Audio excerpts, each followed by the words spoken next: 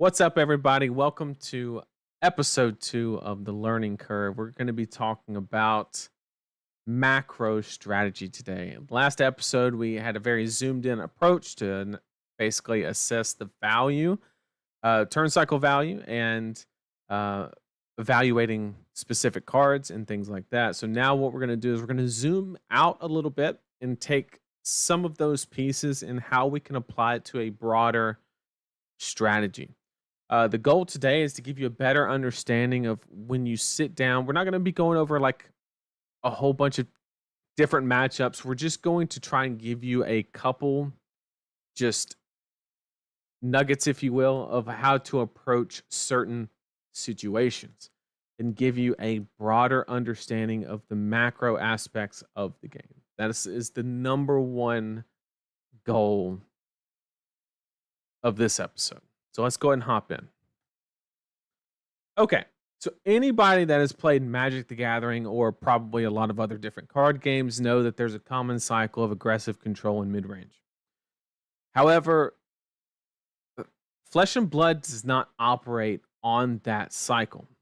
We do use those terms to kind of describe certain decks and certain strategies, but that's not really how Flesh and Blood works on a macro scale. I would like to describe Flesh and Blood as more of a timeline based cycle.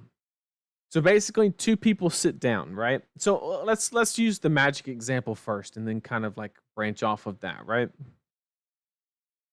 If my understanding is correct, let's say you're playing Red Deck Wins, Burn, or whatever you want to call it, and uh, basically what happens if you're playing against control, either you like do the thing and kill them, or you reach a certain point in the game where you basically have no win con, right? It's like either get them by turn 4 or you have lost the game, basically.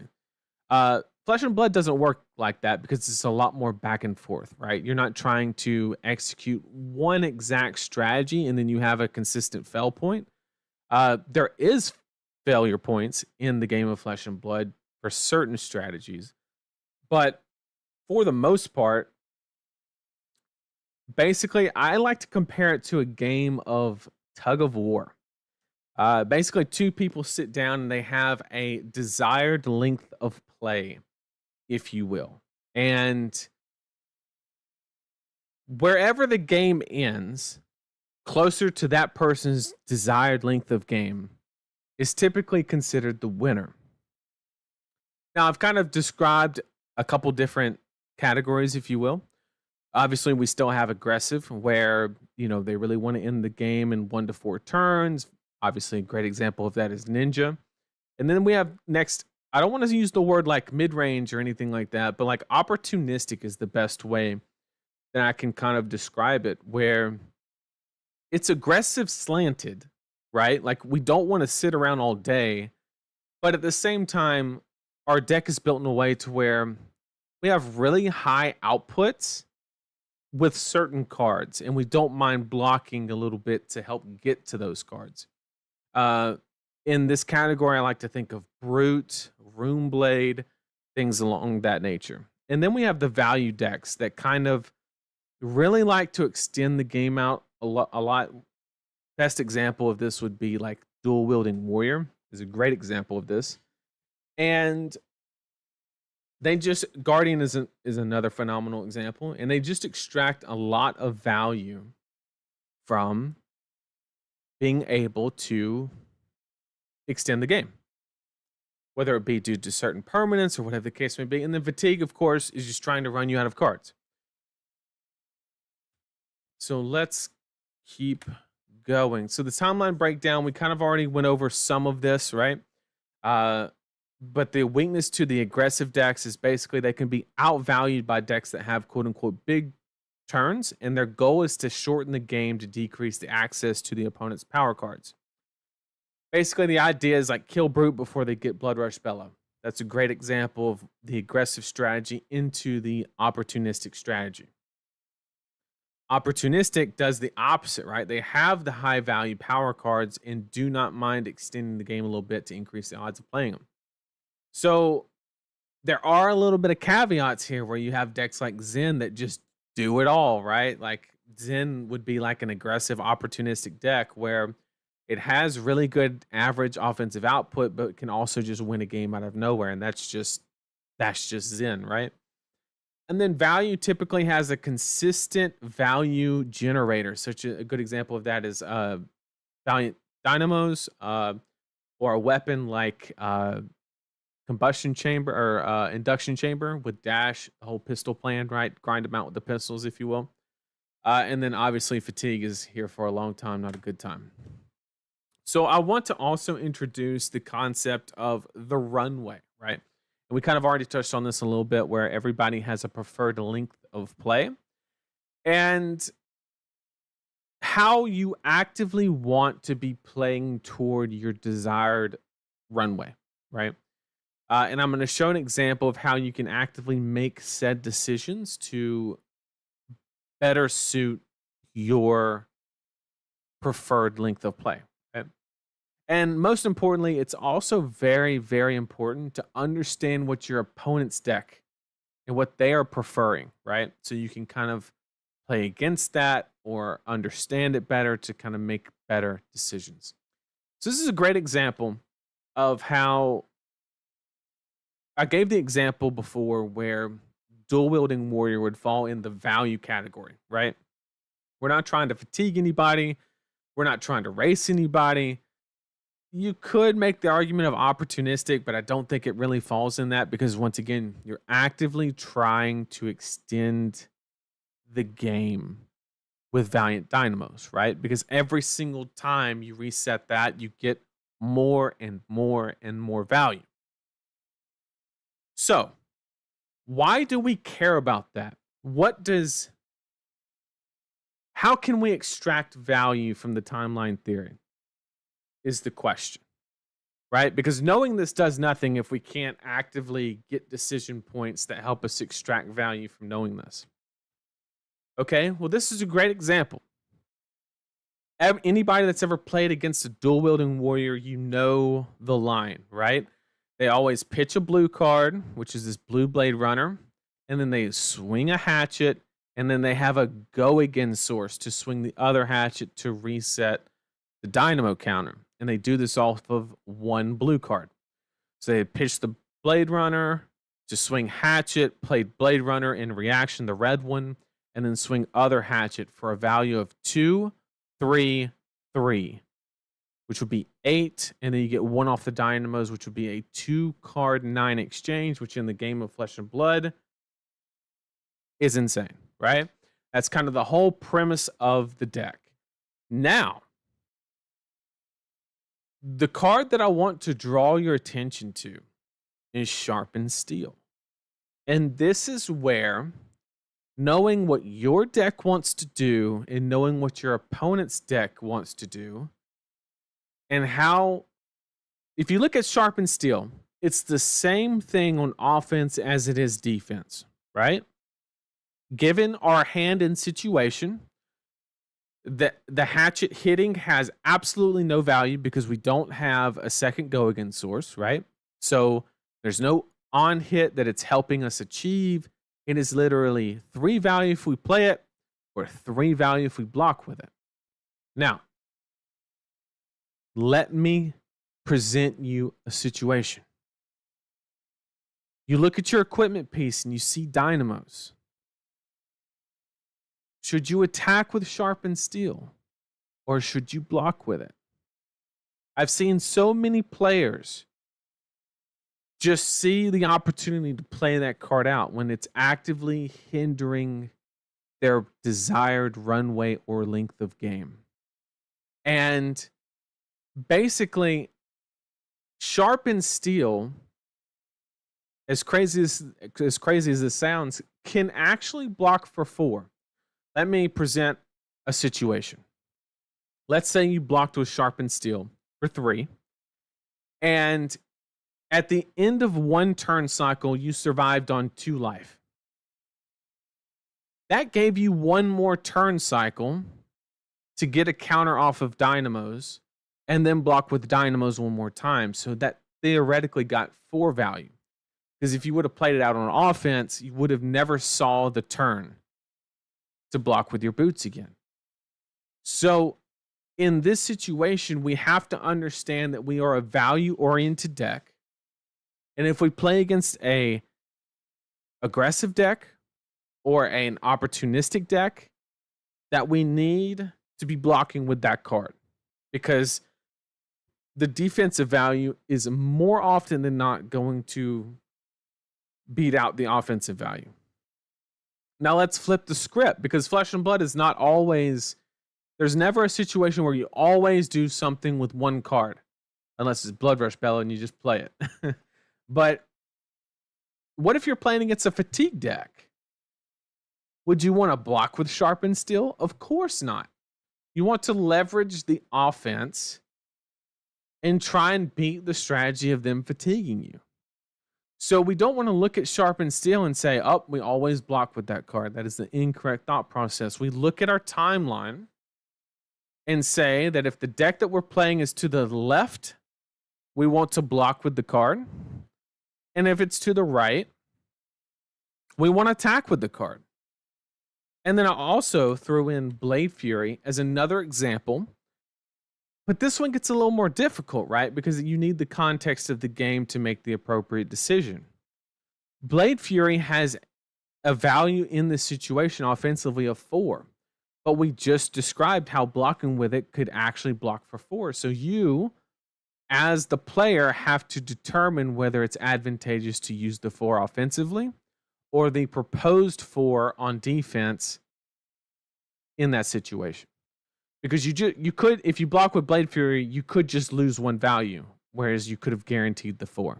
So that's just a play-by-play situation. Maybe blocking an on-hit effect increases the value to 5 or something along those lines. But that is kind of how players should be looking at these situations. And that's how knowing these timelines, and you can actively make decisions based on it. Okay, let's talk about equipment. Equipment is one of the easiest, most important ways to help reinforce your preferred length of game, right? If you are a fatigue deck, you don't want to run Vexing Quillhand, right? It's not very advantageous unless you're playing against an arcane hero. It makes perfect sense. But there was a common thought process with Rune Blades back in the day that if you wanted to have a very fast, aggressive start, you would run Vexing Quillhand. And if you wanted to play more mid-rangey, you would play Grasp of the Arknight. And that is a great example of how you can utilize your equipment to support. I know my camera's covering it up, but Vexing Quillhand does not block. It has 0 block value. So basically, you're trading the ability to do 2 arcane damage via Rune Chance, also with Viscera getting the possible cost reduction associated with it. And in exchange of it not blocking, whereas Grasp always blocks for 3, and you also have the filter ability or the supplemental damage ability, whatever you want to refer to it as. So this is a great example of how you can swap your equipment to, so let's use the example of we are an opportunistic deck and we're playing against an aggro deck. What we want to do is, well, first we have to ask ourselves, can we outrace them? Is that a valid strategy? And then we would say, okay, well, if we can, then you can entertain the idea of Vexing Quillhand. But if you're playing against an opportunistic deck, then it's definitely probably correct to run Vexing, because you can push the thresholds before they get to those power cards, which is the very important aspect of it. But don't forget the opportunity costs associated with swapping those cards out, losing that block value. Very important to remember. Okay. Understanding the runway creates opportunities. And what do I mean by this? Having a general idea of the runway can help you determine if power cards need to be played now, or you have the ability to wait for a better hand. Okay. This is more so understanding basically the damage output of your opponent's deck, and where basically Blood Rush Bellow, 4-card hand, right? We have the ability to play it. We have the life threshold, but we need to appropriately determine whether we have the ability to arsenal it and wait for the 5-card hand that is like to be desired, right? We need to understand the thresholds, and we need to actively make plays to, like, I'll give you an example. Back when Briar was legal to play in Classic Constructed, I would see a lot of players arsenal Channel Mount Heroic and then make 15 damage trades. And the problem with that exchange is you're arsenaling your quote unquote setup card, right? But then you're walking the life totals down extremely fast. And then by the time you're able to play it, you don't actually extract all the value you can from it. Whereas if you would maybe block 6 and 7 kind of situation, while you have that in arsenal, by the time you play it, you're at 20 life and you can actually lean on it the entire time. That is kind of the point of this statement, is understanding how much time you have and the decisions that you are making. Do they increase the amount of time you have, or do they decrease it? And do you want them to increase or decrease it is the question. Another macro strategy concept is, do you want to go first or do you want to go second? I get asked this all the time. It's a complicated question. I don't knock on it at all. So here's the argument for going first, and then I'll tell you basically which one I think it is.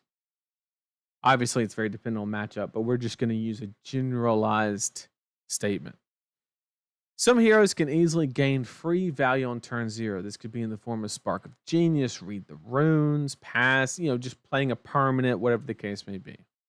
Also, if you have evasiveness, aka when I say that, I mean overpower, dominate, arcane, split damage, whatever the case may be, you have the ability to leak damage, but keep in mind, anytime you do that, you're giving your opponent the opportunity to filter.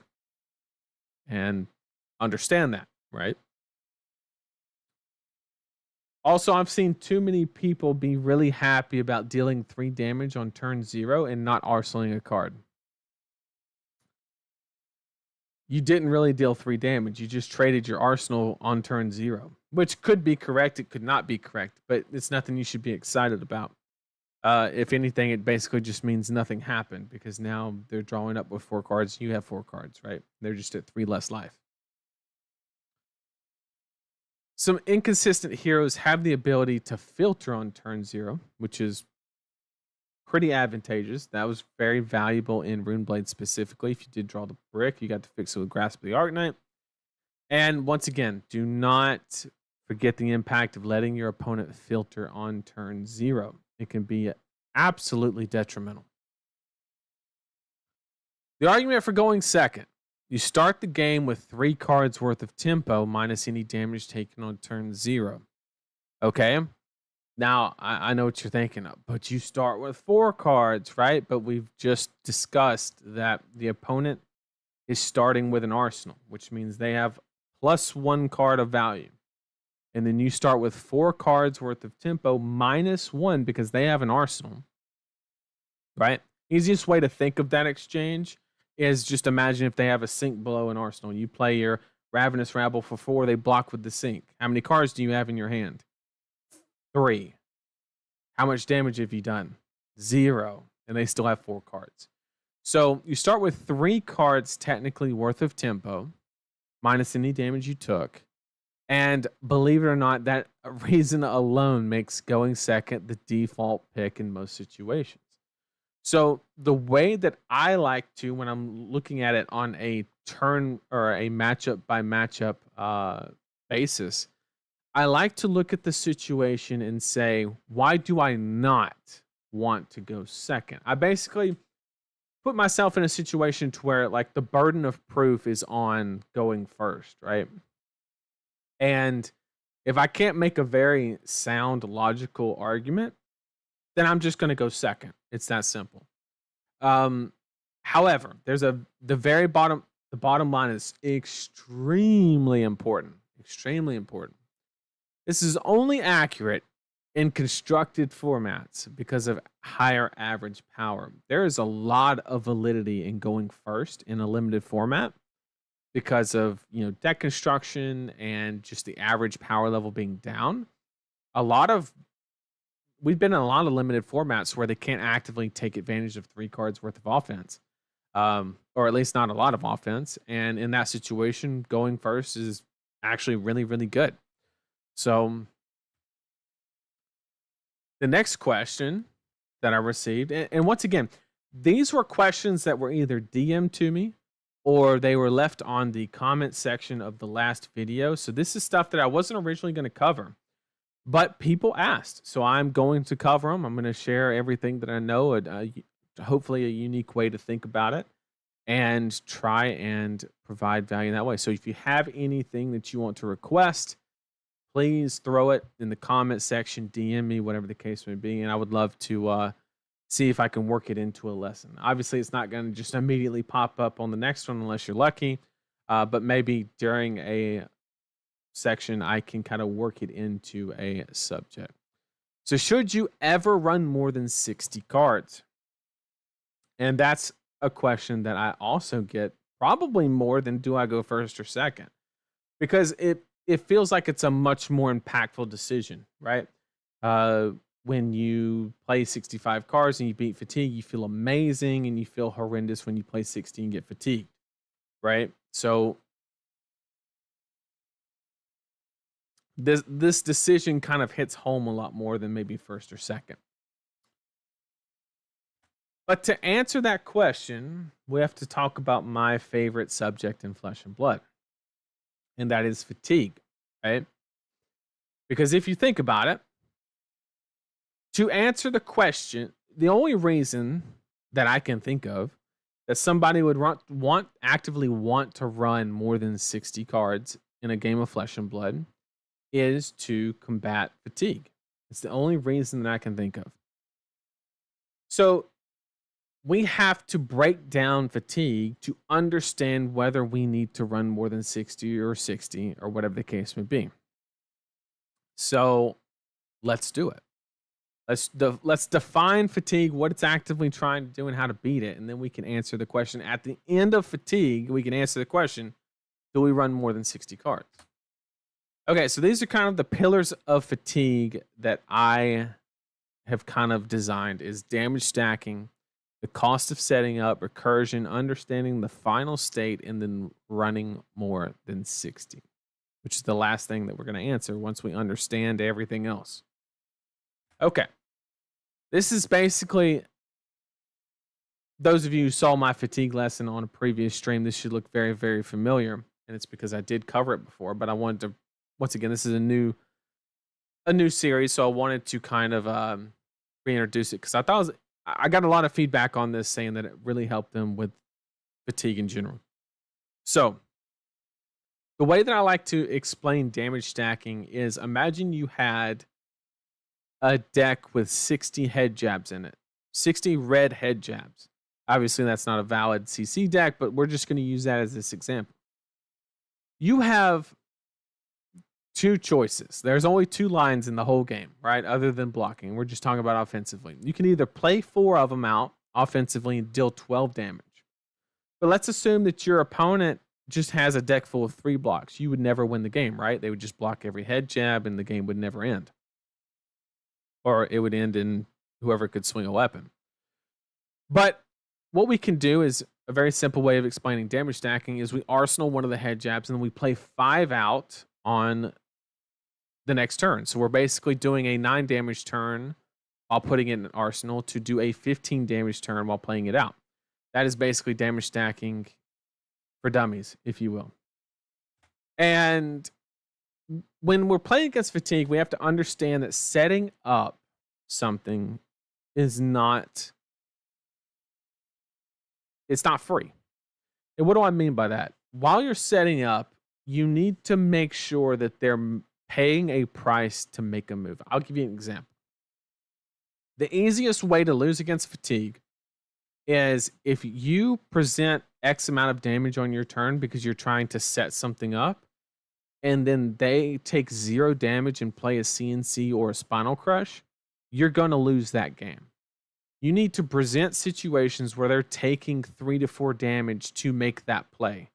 That way, either they block with that card and it's no longer a threat, or you prevent the play of that card, which is just fine, or you dealt damage, which is the whole point of the situation, right? And then you can actively block because that's less damage you have to push through, and it's a win-win no matter what happens. So, and that can also be a form of life gain, not just disruption, right? If you don't deal enough damage and they play a sigil, well, now you're kind of on the back foot, right? And then inconsistencies within your deck can create free windows of opportunity for your opponent. This could be in the form of like Runeblades bricking, and then they get to throw like a free Spinal Crush or whatever. And then obviously there's the very simple aspect of you got to protect your power cards, right? Because you need to be able to push certain amounts of damage. So here we have the concept of recursion. The most simplest form of it is recurring cards. This could be found in Rites of Replenishment. This could be found in Evergreen, cards like that just cycle. Typically, that's associated with Earth. But I think there's a couple other cards that kind of, maybe it's not a definite loop, but it has like that aspect to it. Obviously, Remembrance is a form of recursion. Just keep in mind that it ruins your pitch stack, and also it's only a net positive 2 cards because you're using a card that could be a card that does damage to put 3 cards into your deck. So you're only gaining a net of 2 cards. And then any weapon that has no condition on it that just presents damage is a form of recursion because you can just attack and attack and attack and attack. Over and under loop would be a good example, but they are conditional. So keep that in mind and take it for what it's worth. Winning via deck damage is a valid strategy for beating fatigue. The concept of this is you must present more deck damage than your opponent's block total. That's kind of like a yeah, no shit moment, right? But let's define what block total is. It's basically all block values. So if if you had a 60 card deck and every card blocked for 3, that would be 3 times 60, it'd be 180, and then you would add 9, 12, and 40. 9 being the life gain cards, the armor total, and then their 40 life to complete the game, right? And I used an example of a Bravo deck that ran 68 cards. So I did 65 at an average block of 3.2 because they're running a couple of staunches, sink blows, whatever the case may be. And then let's say they have 3 sigils in their deck, which is why it's 68 and 65, which would gain 9 life. And then they have 12 block and armor, and then they have 40 life. So you need to win the game. You need to present 269 damage. And then you win via deck damage. Simple as that. However, we have to remember that Arcane is not deck damage, and we have to also not forget about recursive blocks such as Rampart and Heart of Findel. Those are very important aspects. As you can see, there's Rampart right there, which is basically just able to consistently block without using a card. And what do I mean by the final state? This usually includes basically the weapon that you're using and kind of like how the end of the game can go, right? So I just talked about how you can, if you present 269 damage, you win the game, right? However, that's not necessarily true. We have to understand the final state and kind of how that, because we could sit there, theoretically just swing Rosetta Thorn every single turn and produce 269 damage, right? But the problem is if we get down to 4 cards, which is what I consider the final state, a 4-card cycle, rotation, whatever you want to call it, they can pitch Heart of Findel, gain a life, block with Rampart. That basically means they block 2 damage without using a single card in their deck, and then they can hammer us, right? So with the final state, if that is what they have, if they are at lower life and They have Rampart. I cannot kill him with Rosetta Thorn. So damage, winning via deck damage is not an actual valid strategy, in my opinion. So you need to understand that the final state occurs when damage stacking was unsuccessful, right? It's kind of a result of like, okay, things didn't go well, so now you need to understand the final state of things and how you can possibly close the game out. So now we can answer the question. After knowing all of that, we can answer the question of, do we run more than 60 damn cards, right? After knowing all of that, we can finally answer this simple question. And we have to understand what running more than 60 cards does. It basically reduces the effectiveness of our damage stacking. What do I mean by this? Well, if you have 60 cards, you're playing your obviously 60 best cards that produce the most amount of damage, and you're putting in 6 to 7 to 8, whatever the amount of cards are, and you're going to get like your Artivorn Arsenal, you're like set up, you're good to go, and then boom, you draw your Sink Blow, right? And it's going to reduce the ceiling on that turn, which is not ideal, right? If our strategy is to win via damage stacking.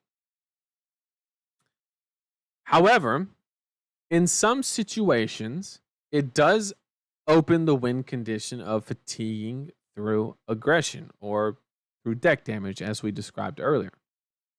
A good example of this is Warriors versus Guardian. Historically, Warrior runs just a lot of cards, and if the Guardian sits there and blocks, they just fatigue them because they swing their weapon so many times. So running more than 60 cards is an extremely effective and valid strategy in that situation. Adding more cards can also be viable when the method of fatigue is disruption. So this could be in the form of assassin or whatever the case may be.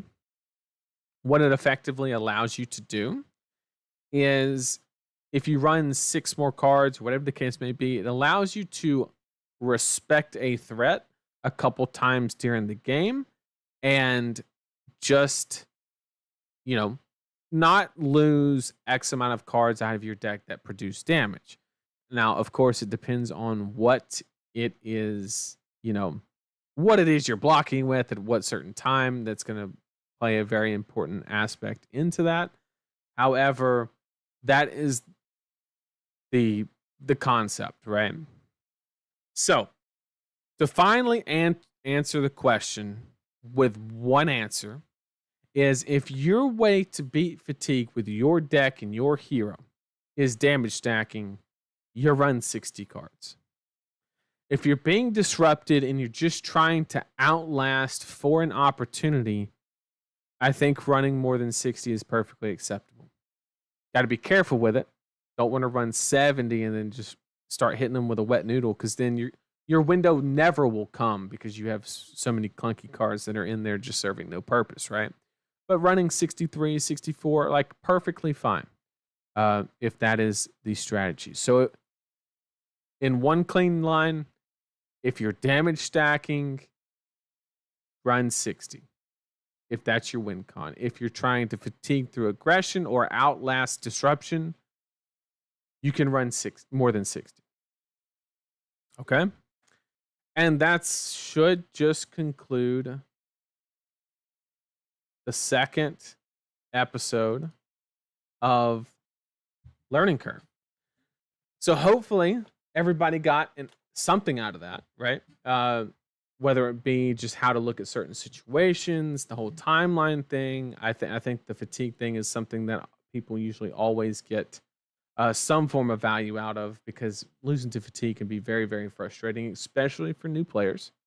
It can be extremely, extremely frustrating. But hopefully there was some value extracted there.